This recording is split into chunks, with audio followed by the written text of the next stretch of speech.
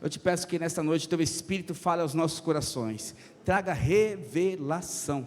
Pai, usa minha vida com graça e com misericórdia, para que o teu Espírito Santo penetre em cada coração de forma profunda, trazendo, Pai, o despertar do teu reino. Jesus está à porta, Ele está voltando. Maranata, a hora vem, Senhor Jesus. Nos desperte para esse tempo, para que de fato vivamos e corramos a carreira proposta que o Senhor tem para nós, em nome de Jesus. Diga amém.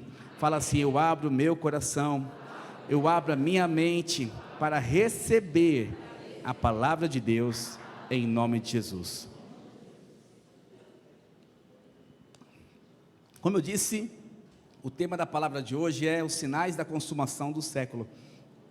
E uma coisa nós temos que concordar: todos nós acreditamos que Jesus voltará. Amém, igreja? Quem acredita, levanta sua mão bem alto. Eu creio. Fala assim: eu creio que o meu Senhor vai voltar para me buscar. Creia nisso e não tire os seus olhos disso. Mas uma pergunta eu quero te fazer nessa noite, porque muitos, nem todos que acreditam nisso, eu sei que acredita, eles são pessoas que estão vivendo como se estivesse esperando essa volta. Tem pessoas que estão vivendo e trabalhando como se tivessem mais 20, 30 anos, Edson, de vida aqui nessa terra. Não que não vai ter, entenda. Alguém que espera alguma coisa, todos os dias está aguardando. E se não chega, ele continua trabalhando, até aquele dia chegar. Então, quando eu estava aguardando a minha noiva, Soraya, eu vivia orando, todos os dias pedindo: Deus, me mostra a minha esposa. Isso era no final de 2004, 2004, eu falei: Deus, esse próximo ano eu vou fazer 24, 25 anos, e eu preciso conhecer a minha esposa, porque o Senhor tem um chamado para mim. Isso eu fiz uma oração no final do ano, e todos os dias daquele ano de 2015, eu orei: Deus, me mostra quem é minha esposa. E todos os dias eu acordava e dormia pensando: Senhor, me mostra quem é essa minha esposa. Então, alguém que sonha, anseia por algo, ele fica o tempo todo esperando. Não que larga a vida, entenda, mas há uma expectativa no coração de que isso logo mais vai acontecer. E essa expectativa é algo que te impulsiona. Se tem alguma coisa que mostra aquilo, te chama a sua atenção, você brilha os seus olhos. É assim que deveria viver o cristão que espera a volta de Jesus. Fala de um culto, estou lá. Fala de pregar, eu estou lá. Fala de orar, estou junto. Fala de conhecer a palavra de Deus, estou feliz com isso. Mas a gente percebe que muitos cristãos falam de vir ao prédio, conviver em comunhão com os irmãos, ficam: não, estou cansado, sexta-feira, todos os dias trabalhei, pelo amor de Deus. Amanhã eu vou para o jejum tem até domingo. Então, são pessoas que não entenderam que Jesus está às portas, que Jesus está voltando, e que você precisa a cada dia parecer mais com Jesus, a cada dia parecer mais com a glória de Deus, porque se você não refletir Cristo, você vai ficar. Pastor, como você fala isso? Eu vou te mostrar isso aqui no texto. Porque se você naquele grande dia, se Jesus volta exatamente agora, você está pronto para subir? Pastor, lógico que eu estou pronto, estou dentro do prédio da igreja. Sabe por que você está no prédio da igreja e você vai subir? Então daqui a pouco eu vou mostrar esses pontos importantes que você deve se atentar. Então, nós precisamos ver para viver. O que precisamos ver, na verdade, para viver exatamente essa volta de Jesus? O que está faltando para você ver o que está acontecendo, escutar através da palavra de Deus, para que de fato a sua vida reflita alguém que anseia pela volta de Jesus? Então eu quero nesta noite te mostrar alguns sinais que vai alertar você que Jesus está voltando. E os nossos dias aqui na terra, estão chegando ao fim, glória a Deus por isso. Eu não sei se é pastor, eu nem casei ainda, esquece casamento, você vai casar com Jesus, o melhor noivo da terra. Ah, pastor, eu não tenho, nem comprei minha casinha, você vai ter que morar numa mansão celestial com Cristo Jesus. Ah, pastor, eu queria ter o prazer de comprar o meu primeiro mercado, você vai comer o banquete dos céus. Oh, meu irmão, entenda, não existe nada desta terra que se compara com a glória que há de vir. E você tem que ser alguém que anseia por isso todos os dias. Eu confesso, eu falo para você, eu anseio, eu desejo profundamente a volta de Jesus.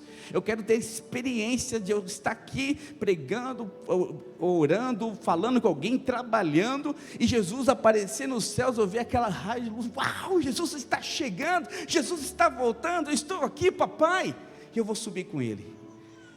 E que você tenha esse anseio, porque presta atenção, se esse anseio não tomar o seu coração, e Ele voltar enquanto você estiver nessa terra, você fica.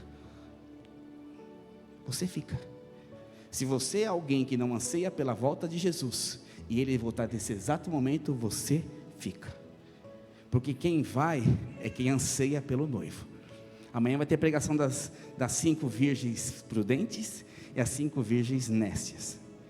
Vai ter a pregação de quem? Você é Abraão, ou você é Ló? Vai ter a pregação também dos 10 talentos. O que você fez com o que Deus te deu? Você não pode perder isso. Você não pode perder essas palavras. Porque Deus vai falar ao seu coração. Amém, irmãos?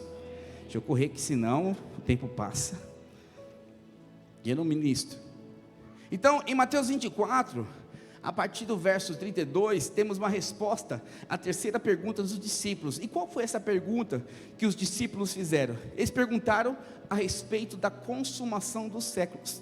Então, e nesse texto, até o finalzinho do texto, verso 40 e pouco, Jesus, ele dá 4 sinais de quando Jesus, ele mesmo estará voltando para buscar a noiva. Jesus, ele fala de 4 aspectos do que vai estar acontecendo para você perceber que Jesus está voltando. Você então precisa perceber, porque ele não fala nem o dia e nem a hora. Fala para o seu irmão, não existe o dia e não existe a hora na Bíblia, mas Ele vai vir buscar a sua noiva. Então, não existe dia e hora determinado na Bíblia, somente Ele sabe, ninguém sabe. Mas existem alguns sinais. Sabe aquela moça que de vez em quando olha para você e faz assim, aí ou ela está cansada, ou ela está gamada em você. Então são sinais que você vai ter. A senhora fez muito isso para mim. Ela fez. Só um detalhe nosso. Quando que tá aquela música, somos corpo, nós éramos da mesma rede, né? Ela corria para ficar do meu lado, para dar a mão para mim. Toda hora ela fazia isso. Por quê? Anseia pelo maridão aqui. E pegou, né? Macumba santa. Fez macumba santa. Tô brincando, amor, calma, fica tímida. Amém, irmãos?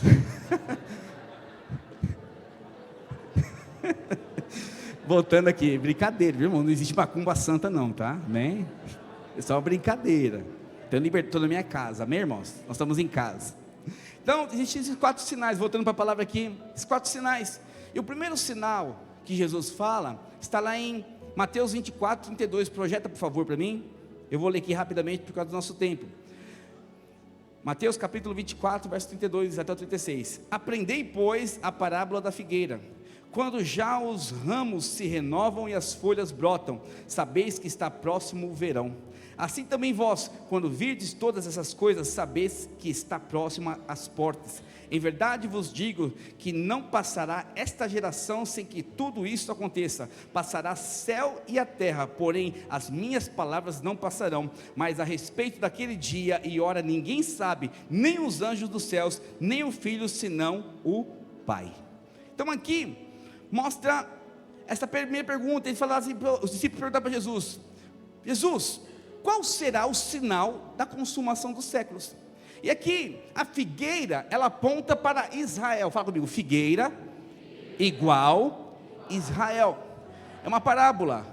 Então a figueira aqui aponta para Israel. Pastor, como o senhor tem convicção que a figueira aponta para Israel? Porque o Senhor, Ele compara Israel como um sinal profético, lá em Jeremias capítulo 24, verso 2, vou ler aqui rapidinho.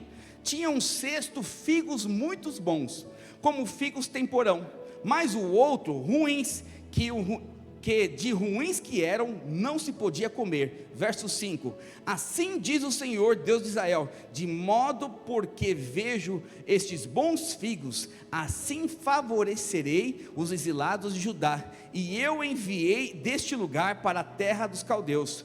Verso 8 agora, como se rejeitastes figos ruins, que de ruins que são, não se podem comer, assim tratarei a Zedequias, rei de Judá, diz o Senhor, e a seus príncipes e o restante de Jerusalém, tanto os que ficaram nesta terra, como os que habitavam na terra do Egito.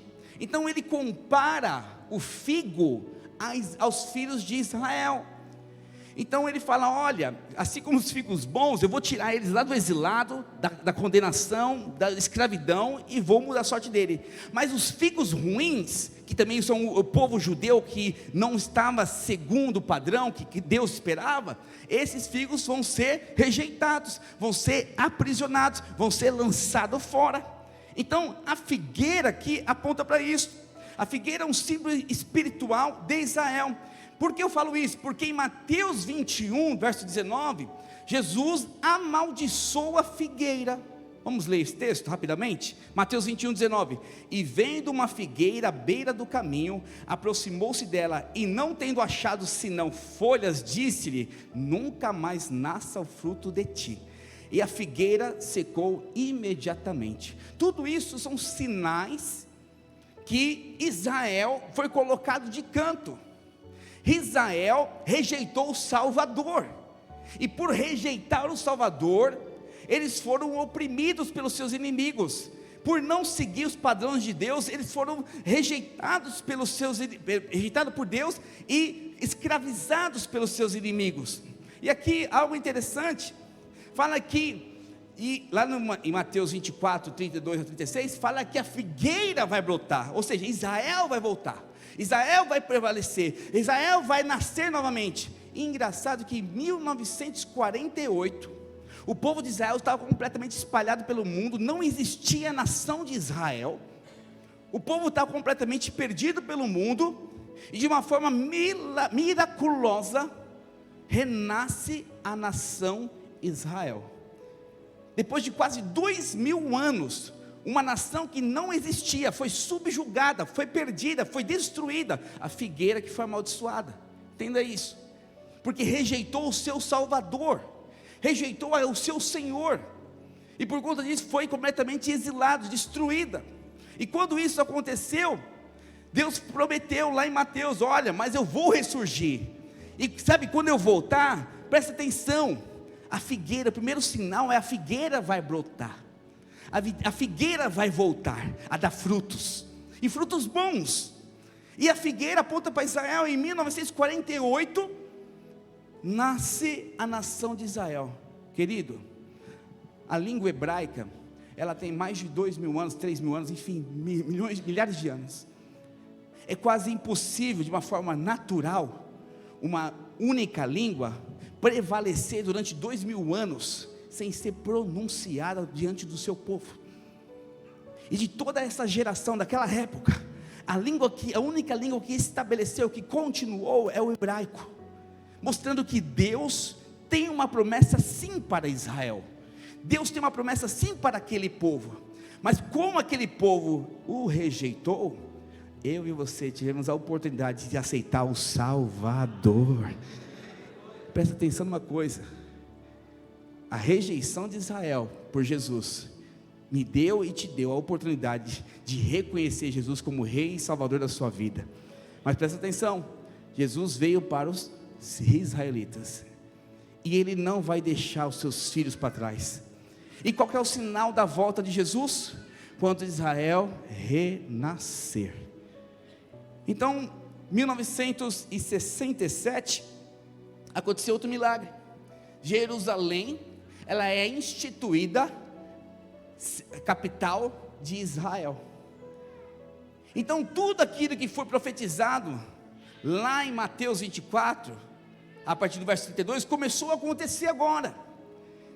E presta atenção, de 100 anos para cá, de novo, 100 anos, menos que isso, 80 anos para cá, 70 anos para cá, aquilo que foi prometido lá em anos 30, ano 31, enfim, qual ano que seja, depois de mais de 1900 anos, está se cumprindo. E Jesus fala: quando a figueira brotar, está próxima a minha volta. Isso é interessante, porque, presta atenção numa coisa, o Senhor disse que o templo seria destruído e a nação de Israel seria espalhada, e aconteceu. Mas também falou que o templo seria reconstruído. Hoje, onde o templo de Salomão, onde é um lugar, tem uma mesquita muçulmana, não é do povo de Israel, não é dos judeus, o templo de Salomão, dos israelitas, ele é dos muçulmanos. E fala que quando o templo de Salomão for reconstruído, ou seja, estiver na mão dos israelitas novamente, presta atenção, o abominável da desolação surgirá. E é nesta hora que Jesus vai manifestar, o arrebatamento vai acontecer. Presta muita atenção numa coisa aqui: a volta de Jesus está dependendo somente desse templo, porque a figueira floresceu, ela precisa agora resplandecer, e o resplandecer dessa figueira está completamente relacionada à volta desse templo, ser reconstruído, ser completamente retornado às mãos dos israelitas.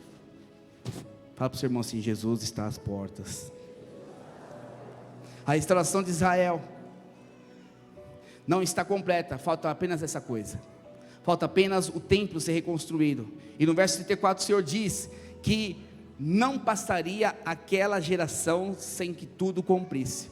Sabe o que o pastor Luiz nos ensina, e eu creio no que ele ensina, o pastor Luiz ensina? Que a geração que viu Israel brotar é a nossa geração. Se eu fosse você, ficava muito atento a 1948 a 1967, porque uma geração para Israel é considerada a partir de 40 anos, a cada 40 anos se completa uma geração, esse é o princípio judaico. Então de 1967 até agora já se passou 40 anos, por que Jesus não voltou? Porque ele falou que não vai falar nem o dia e nem a hora. Mas presta atenção em outro sinal importante. Pedro fala que 1000 anos para Deus equivale a 1, e 1000 dias equivale a 1, 1000 anos a 1 dia, pronto, para Deus.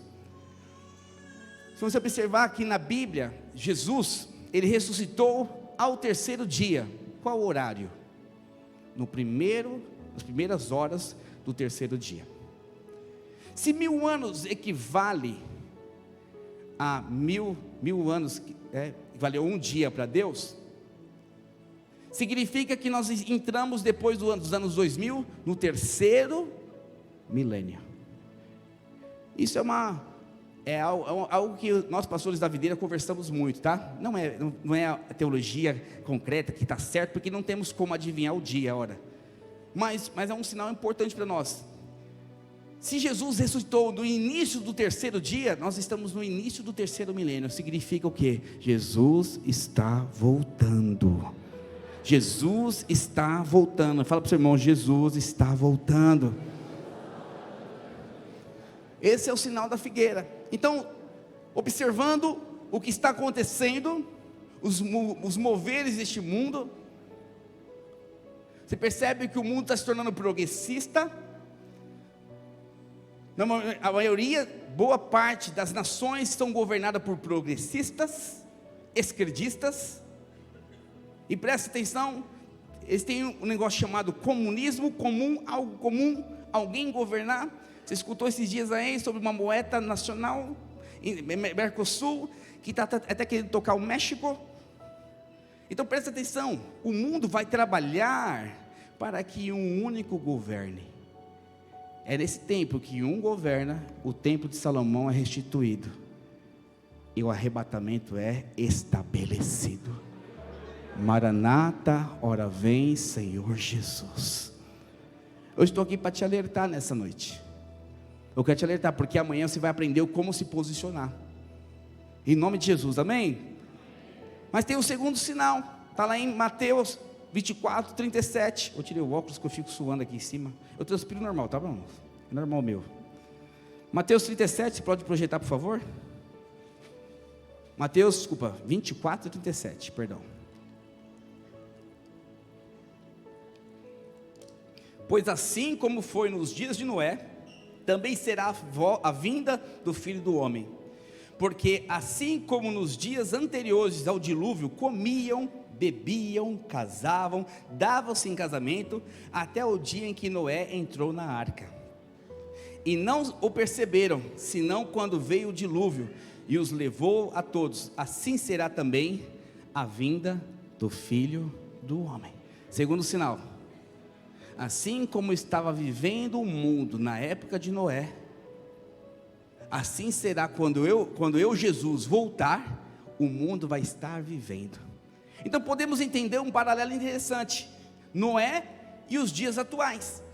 Então a primeira condição será como os dias de Noé: vivam em função do prazer, vivem em função do dinheiro, vivem em função de ter as suas coisas. É assim que o povo na época de Noé vivia. E se você observar hoje, como as pessoas vivem, você, quando está sem dinheiro, como você fica?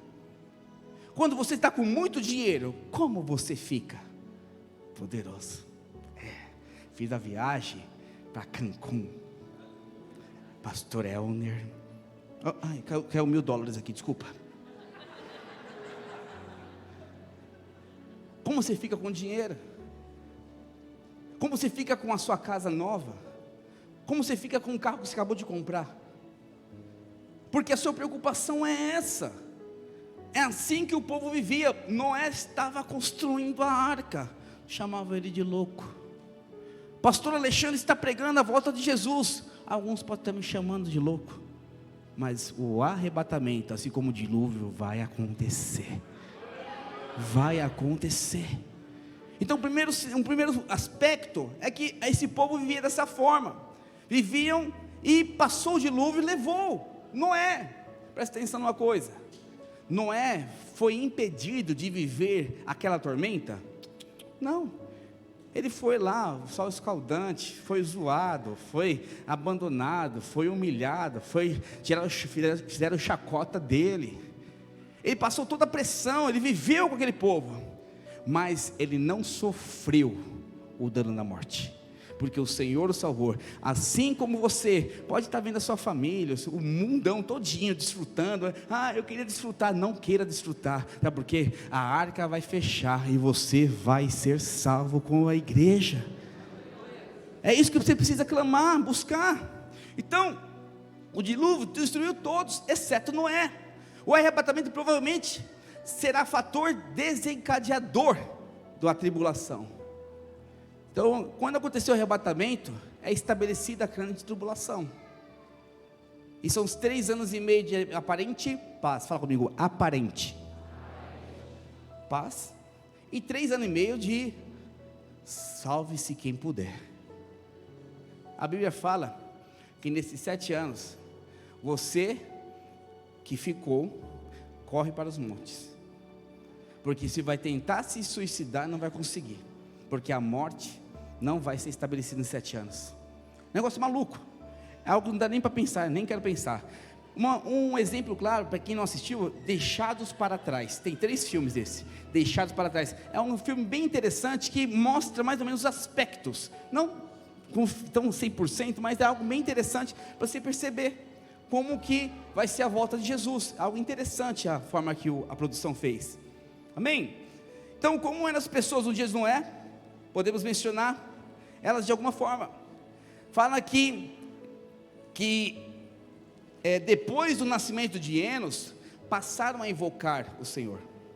Então isso significa que antes de Enos, adoravam ao Deus Criador, mas depois que Enos nasceu, começaram a adorar o Deus Salvador. De uma forma geral, o mundo inteiro não rejeita Deus, mas de uma forma geral, boa parte do mundo rejeita Cristo.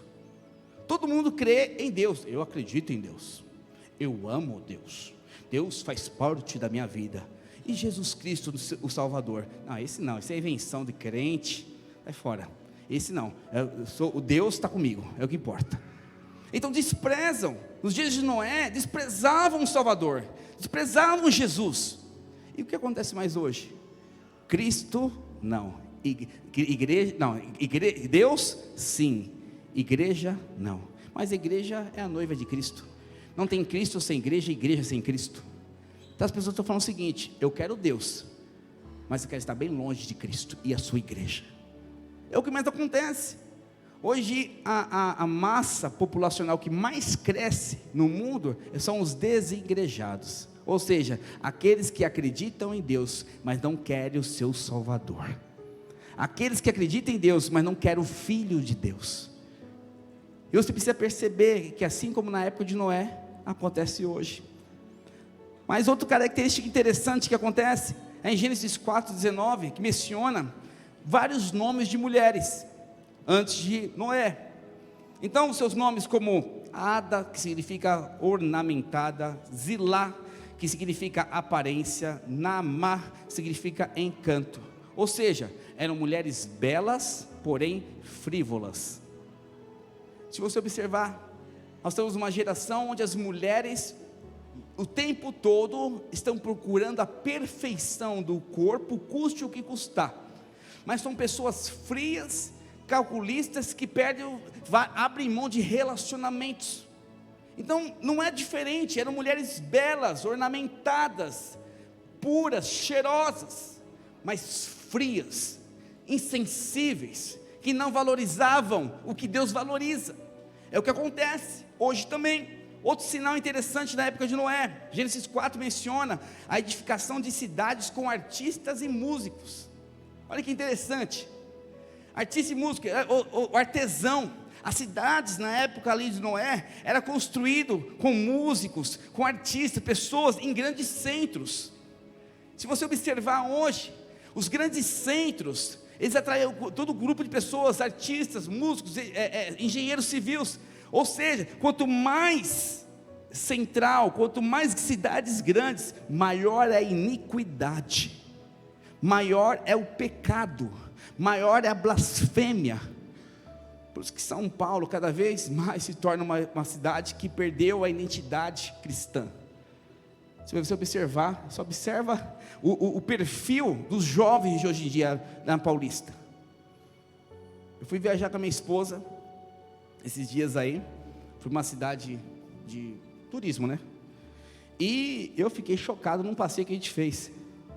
Famílias de todo tipo de gênero, todo tipo de pessoa. Era difícil encontrar uma família normal, família papai, mamãe e filhinho. Era difícil. E se tinha papai, mamãe e filhinho, é filhinho com marido, filhinho. Era desse jeito. E é algo normal. Perdeu-se a identidade. Porque as grandes cidades, onde tem artistas, os homens, lembra Babel? Queriam ser céleres. Queriam construir uma torre que tocasse o céu. O homem quer ainda isso. Eles desejam ainda isso. Antes de Noé era assim. E continua sendo ainda hoje. São sinais do finais do tempo. Antes do dilúvio, havia uma linhagem de homens na terra, e filhos de homens, e filhos de Deus. E no final das duas linhagens se misturavam. E Deus achou graça em Noé. Interessante que muitas igrejas hoje estão se misturando. Então, homens da terra com homens do céu, foram filhos de Deus, a ponto que eram anjos. E isso mostra claramente que as pessoas estavam vivendo um tipo de bruxaria, um tipo de feitiçaria, relacionamentos completamente fora do padrão. E se eu observar hoje, quem são os maiores heróis dos nossos filhos?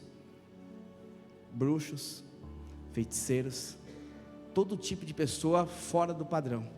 Por quê? Porque ser diferente é ser herói. Não estamos diferentes da época de Noé. Gênesis capítulo 6, verso 1 também mostra que a população do mundo começou a se multiplicar exatamente como acontece agora. Nós estamos chegando no topo. O Japão está em urgência, de natalidade. Não tem crianças, os japoneses não querem mais filhos. Então o mundo chegou no topo, 7 bilhões de pessoas. Na época de Noé as pessoas se multiplicavam. Nós estamos no máximo da multiplicação de filhos, de famílias. Então são sinais que Jesus está voltando. Judas capítulo 1, verso 14 e 15, mostra que Enoque profetizou a vinda do Senhor, mas a pregação foi ignorada pelos seus. Enoque pregou antes de Noé, mas o povo ignorou. O que acontece hoje com as igrejas? O que acontece hoje com o povo na rua? Ignorando o evangelho, ignorando Jesus, ignorando os pastores, ignorando você, líder na célula. Por que isso acontece? Porque Jesus está voltando, e os tempos finais seriam tempos de frigidez, tempos de frieza, tempos que as pessoas seriam insensíveis ao evangelho, e pessoas vão pregar com fervor, com calor, e as pessoas não vão sentir nada. Era assim na época de Noé, é assim que nós estamos vivendo hoje. Para levar alguém para o encontro é um parto, para você pregar. Por isso que eu falo, irmãos, você tem que ser radical livre, você tem que ser apaixonado, você tem que estar nos becos, você tem que enfrentar o diabo face a face. Sabe por quê? Mesmo com essa pregação fervorosa, as pessoas estão frias. Se você não agir pelo reino de Deus, as pessoas não serão salvas. Fala para o seu irmão, você foi chamado para trazer salvação. E por último, da época de Noé, Gênesis capítulo 6, verso 1 e 2, diz que os filhos de Deus se uniram com as filhas do homem. Isso mostra a perversão de relacionamentos, a perversão de valores, a perversão de coisas que não se pratica com uma família normal. Fala para o seu irmão, Jesus está voltando. Fala para o outro, Jesus está voltando. Os sinais de Noé é para mostrar que assim como eram as condições do dia de Noé, assim estamos vivendo também em nossa geração. Fala comigo, Maranata, a hora vem, Senhor Jesus. Abre para mim, por favor, Mateus capítulo 24, verso 40 e 41. Vamos falar do terceiro sinal.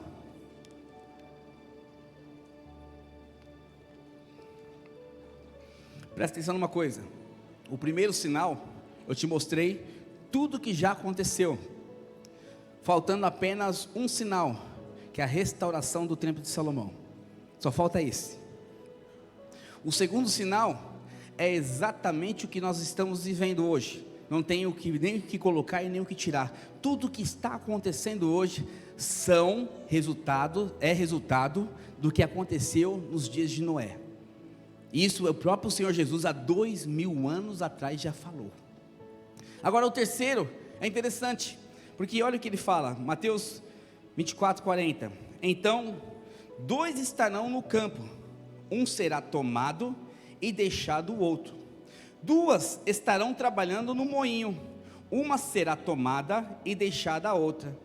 Portanto, vigiai, fala comigo, vigiai, porque não sabeis em que dia vem o Senhor. Então, de acordo com o texto, a palavra então aqui significa naquela hora, naquele instante que a pessoa está fazendo aquilo, Jesus aparece. Então Jesus, Ele não está preocupado com o que você está fazendo no dia da volta dele. Será que eu vou estar na igreja, na videira, às 18 horas? Se às 18h01 Jesus voltar, eu cheguei às 18h05 e todo mundo foi e eu fiquei. Pode ser que pense, tem gente que pensa assim. Eu atrasei no culto, meu Deus do céu, todo mundo foi e eu fiquei. Tem gente que pensa desse jeito. Mas não está preocupado se você está no prédio da igreja, se vai estar comendo com o seu irmão, se vai estar trabalhando na sua empresa, se vai estar pregando o evangelho. É naquela hora, naquele momento, ou seja, em qualquer momento onde você estiver, um irmão vai subir e o outro vai ficar. Opa, quem vai subir? Um e o outro. Presta atenção. Jesus, ele veio para salvar todos, amém? Mas o arrebatamento não é para o incrédulo. O arrebatamento são para os filhos. O arrebatamento são para os convertidos. Então, se o arrebatamento são para os convertidos, quem são esses dois que estão trabalhando? São dois crentes. Quem são essas duas irmãs que estavam trabalhando? São duas cristãs. Então significa que naquele dia o rapaz vai estar lá no campo, eu e o Rodrigo. Não, eu vou, você fica. Brincadeira. Brincadeira. Eu e o Júri meu, melhor, eu e o Júri meu. Estamos lá trabalhando, tocando, cantando, feliz da vida, e de repente eu subo e o Júri meu, Alexandre, cadê tu? Vazei. Aí vai estar a Soraya e a Júri meia, trabalhando, lá na empresa que ela trabalha. Jovens, presta atenção aqui, ó. Na empresa que ela trabalha, cozinhando, na escola que estão trabalhando, lecionando aula, no intervalo da escola lá juntas, e de repente a Soraya sobe e a Jurimeia fica. Então são duas cristãs, onde uma sobe. Qual que é a diferença? Porque as pessoas acreditam o fato de aceitar Jesus como o Senhor e Salvador vai ser arrebatado. Fala para o seu irmão assim: nananina não. Jesus está mostrando o que é o seguinte: alguém vai ficar e alguém vai subir. E tem um padrão para isso. O padrão é o quanto de Cristo reflete na sua vida. O quanto o seu propósito está sendo cumprido. O quanto a ordenança de ide, pregar o evangelho, ide, fazer discípulos, ide, ser semelhante a Ele, está refletindo na sua vida. Então a questão não é o quanto você faz ou o que você faz, mas o quanto você parece com Jesus. E aí você percebe que as pessoas não se preocupam com isso. Tem pessoas que, tem uma música que fala que é Resgate, acho que a banda é Resgate. Johnny, desculpa Johnny, tá? Johnny, essa noite Johnny pedirão sua alma. É bem antiga. Fala assim: que adianta dinheiro no bolso, que adianta ter amuleto, que adianta ter 10 camas, que adianta ter tudo que você tem, e na hora do arrebatamento você ficar. Então o que você valoriza demonstra o quanto de Cristo tem na sua vida. Repete comigo: o que eu valorizo demonstra o quanto de Cristo está na minha vida. O que você tem valorizado nesses dias? Se Jesus voltar agora, se você olhar nos últimos 10 dias, o que você valorizou? Presta atenção. O ladrão da cruz chegou para Jesus e falou o seguinte para ele, presta atenção a frase: Jesus, lembra-te de mim no teu quê? Reino. Qual foi a resposta de Jesus? Hoje ainda estarás comigo aonde? Por que não foi no reino? Porque o reino é só para quem é vencedor. O reino não é para quem é crente, o reino é para o vencedor. E é nessa hora que ele fala que alguns vão estar dois juntos, um vai subir e o outro está ficando. Porque o que ficou não amadureceu, não respondeu o chamado. Sabe aquele crente que, desculpa, você que só vem de domingo, que só vem domingo, vai escutar a palavra do pastor Alexandre e vai embora para pegar, peguei o energético espiritual da semana,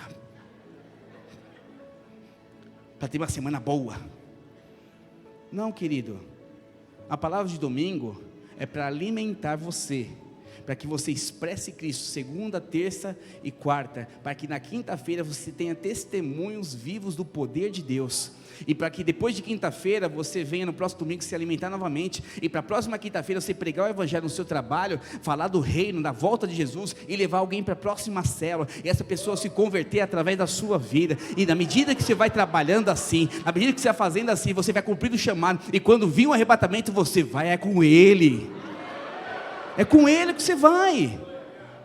Pode ganhar dinheiro, pode ter a sua casa, mas em tudo glorifique o nome do Senhor Jesus, porque aonde você pisar a planta dos seus pés, se falar o nome do reino de Deus, ele vai ser estabelecido. Mas a gente percebe que muitas pessoas estão trabalhando e não falam de Jesus, não pega o seu almoço para falar do amor de Deus, não tem coragem de querer aprender o curso de ceifeiros de maturidade, que vai começar agora terça-feira, não se inscreveu porque não quer, ou seja, ou conhece muito a palavra de Deus, ou o reino não tem valor para você. Me desculpa, irmãos, eu preciso te alertar nesta noite. Ou você valoriza esse reino de Deus, ou você vai ser um crente derrotado. Sabe o que é um crente derrotado? Aquele que não expressa Cristo, aquele que não vive o propósito. Que adianta ganhar o mundo inteiro e não viver o reino com Cristo? Que adianta? Meu querido, que nesta noite você tenha a revelação e a urgência que Jesus está voltando. Fala comigo, Maranata, a hora vem.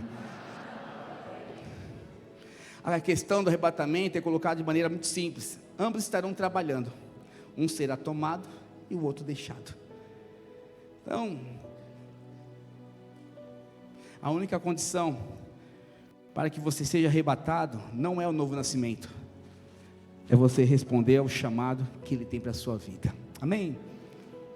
Glória a Deus. E o último sinal, a equipe de louvor já pode subir, por favor. É o sinal do pai, da família e do ladrão. Verso 43, verso 44 de Mateus 24.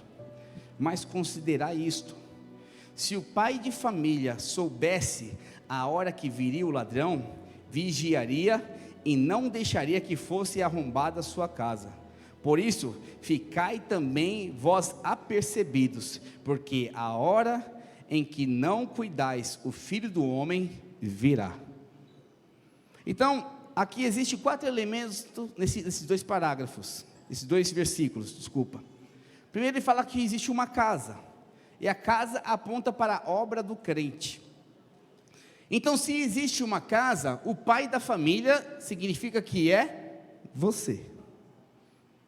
E fala que existe um ladrão, e esse ladrão, nesse contexto, é o Senhor Jesus. Por quê? Mas pastor, ladrão não é coisa ruim. Presta atenção numa coisa: ladrão, quando vai assaltar sua casa, ele não avisa o dia e a hora, ele simplesmente vem quando você menos espera. Jesus está avisando: eu vou voltar, eu vou voltar, eu vou voltar, fique esperto.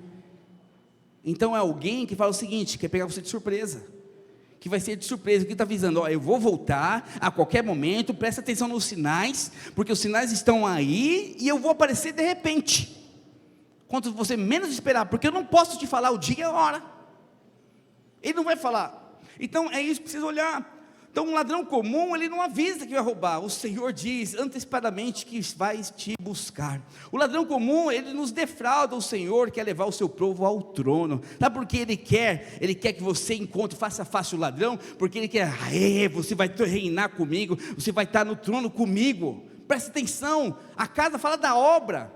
Presta atenção na sua casa, presta atenção no que você está fazendo, presta atenção no que você está vivendo, o que é importante para você, jovem, o que é importante para você, adulto, você da terceira geração, você mulher, você homem, você negro, você branco, independente de quem você é, presta atenção, porque Jesus está às portas, e Ele vai voltar, e o que você está fazendo diante dessa verdade? O que você está fazendo? O que você está vivendo? O que você está pregando? Faz muito tempo que nós não pregávamos sobre isso aqui em Itaquera. Eu lembro que 4 anos que eu estou aqui, eu nunca preguei isso. Fiquei muito feliz com esse tema, porque precisamos despertar a igreja. Sabe por que o assembleiano morre de medo de ir para o inferno? Porque o tempo todo ele lembra que existe a volta de Jesus. tempo todo, o pastor faz questão, presta atenção no que você está fazendo, presta atenção no que está vivendo, porque Jesus vai voltar e como você vai estar. O tempo todo, a gente escuta isso na igreja. O assembleano vivia assim, morrendo de medo. Jesus, tem misericórdia de mim. É verdade, eu vivia morrendo de medo, porque era condenação em cima de condenação, quando a gente pecava. Mas só que nós queremos ensinar você uma igreja de vencedor. A igreja de vencedor não se preocupa com a volta de Jesus, ela anseia por essa volta.